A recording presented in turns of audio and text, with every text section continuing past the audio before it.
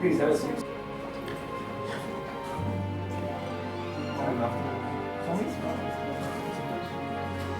Hello, how are you? I'll be year one. Year 1. Yeah. So there is year about 16. 17. Yeah.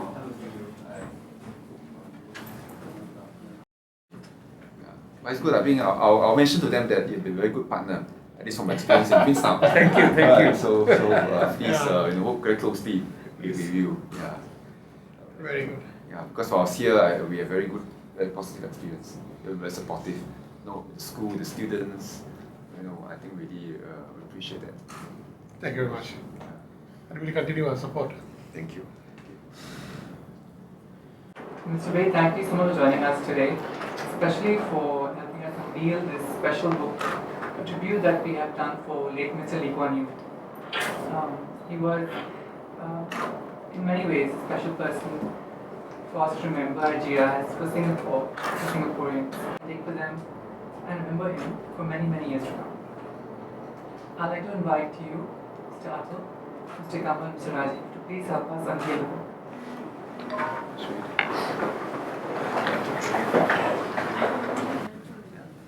No, you can't. Okay, but,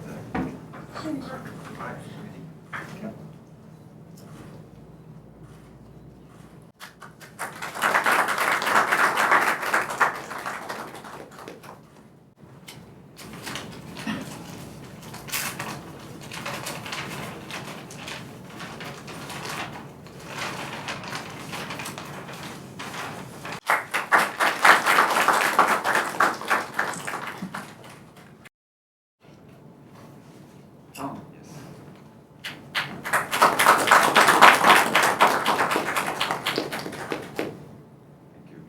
Thank you very much. I really thank school for doing this. You have your own community that you can help Singapore to reach to. And besides being in the different parts of Singapore, the students, some may be here for a few years, some may stay much longer.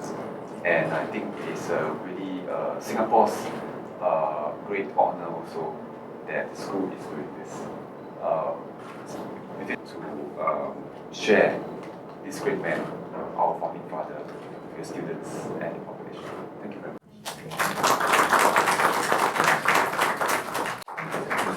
I must say the idea for the book actually came when after he passed away, a lot of students started bringing in their own way of commemorating, Mr. Lee's passing away. So what happened was then a lot of campuses carried out special initiatives where we allowed children as young as 5-year-olds to express their own way, and they were given freedom to. So what we did is when they came in.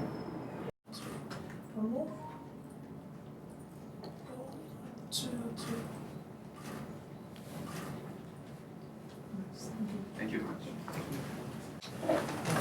Can you share some of the things that the children did During the week of the morning. So actually the pictures that you see on the first page, Yes, yeah. these are our children at East Coast campus. At the East Coast, Yes, this is done at East Coast. Then we went round to the neighbors as well. We had orchid petals. We went to the neighbors and got them to put their thoughts down. And we created a thought week from them. And we created a 35-meter long scroll that is also there in the book. Where each class, all the students put their messages on it. This one. Oh. Yep. So, and you visit the community tribute site. This is at That's Tanjong Pagar. it. Queenstown You campus. go Queenstown campus, yes.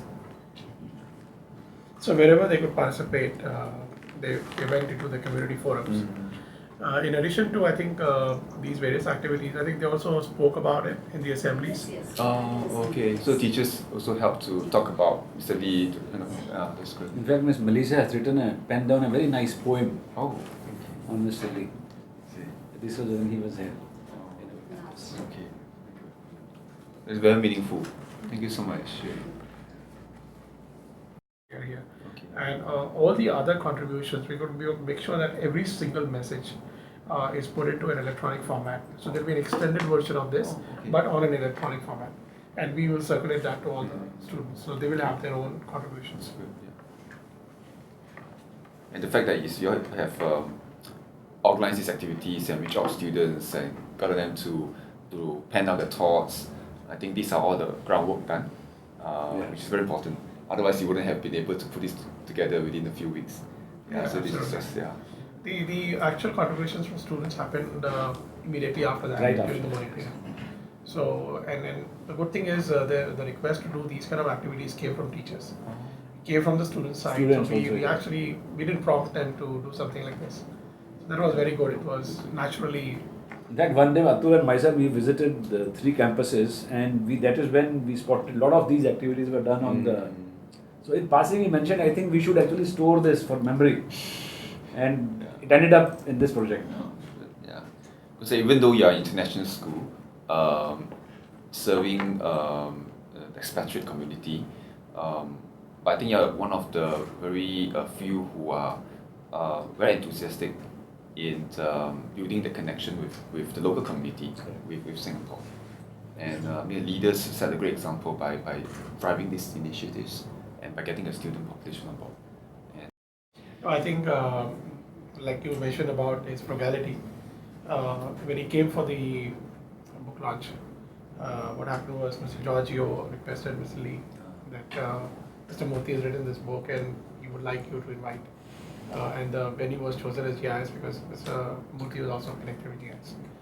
And I remember Madam Mai, his press section. she came and the event was over, right? And during the event, of course, it was all the same protocol, simple stuff. And when she went back, she called back and said, no, I want something specific because I want to highlight the frugality of Mr. Narayan Murthy. And he did talk about how he washes his own toilets even today and doesn't have domestic help to do that.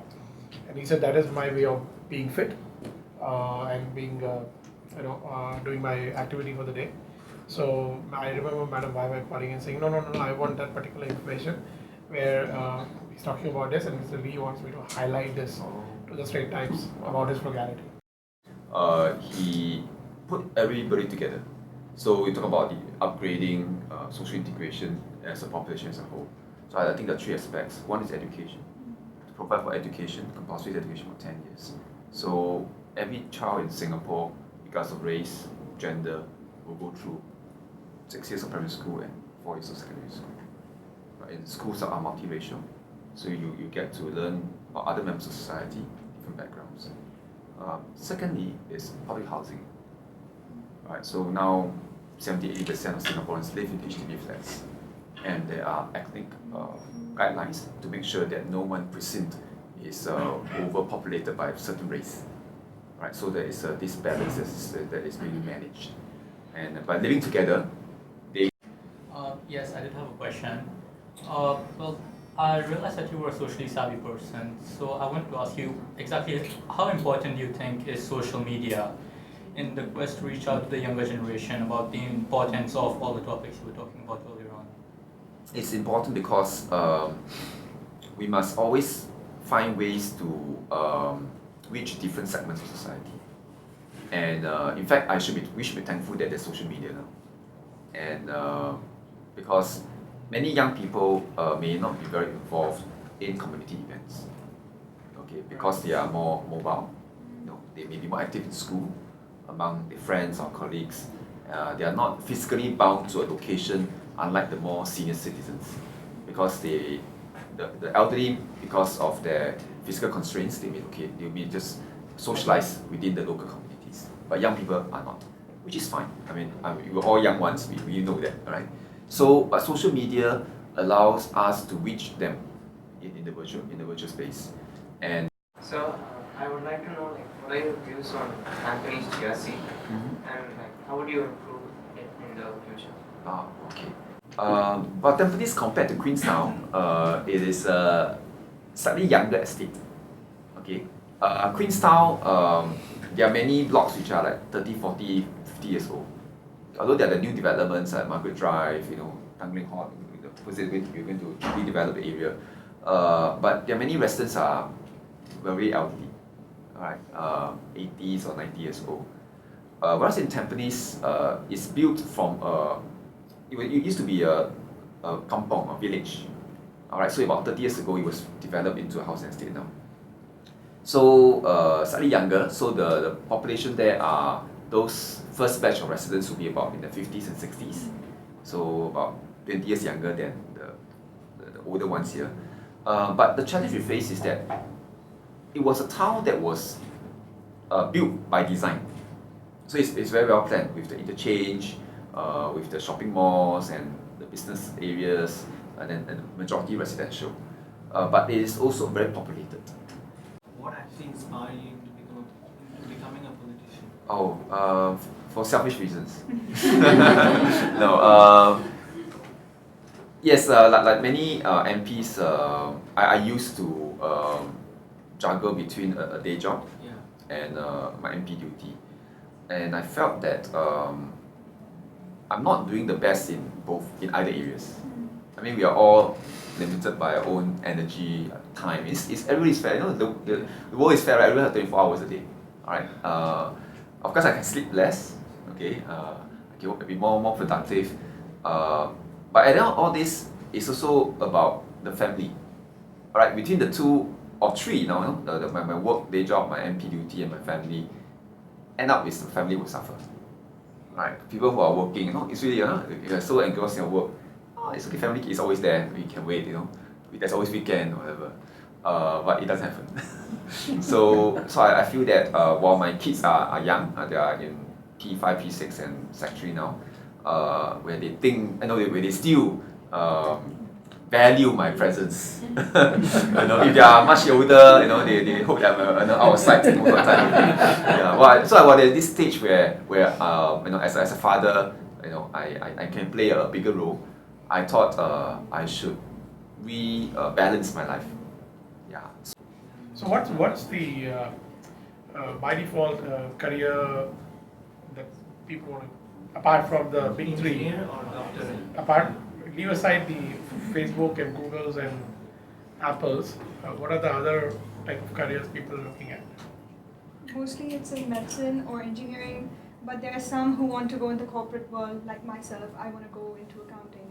So there are a lot. Those are like the three major ones which are like circulating around our batch, at least. But yeah, we will have a lot of more innovative people coming up, because I have a friend and he wants to be a film director and a screenwriter, and he has this passion. So when you look at him, when you listen to him talk, he's so passionate about the thing. So we do have a variety of people who will come up to be something other than these three. Yeah. So what's important that you as schoolmates or friends keep in touch. Yeah.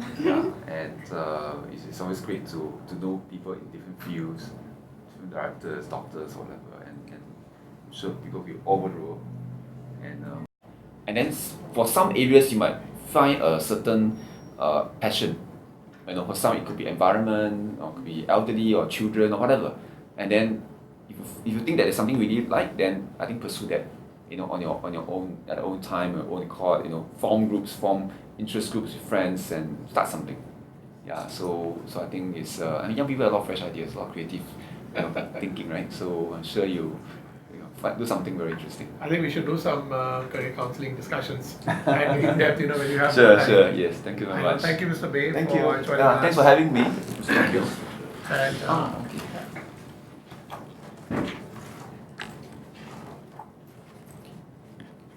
do it on the new page. Yes, right.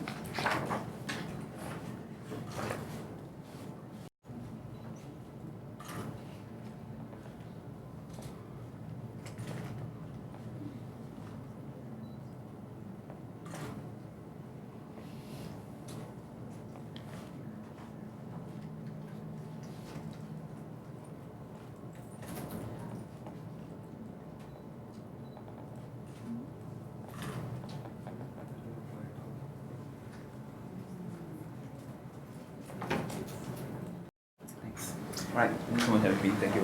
And I'll drop you a mail on.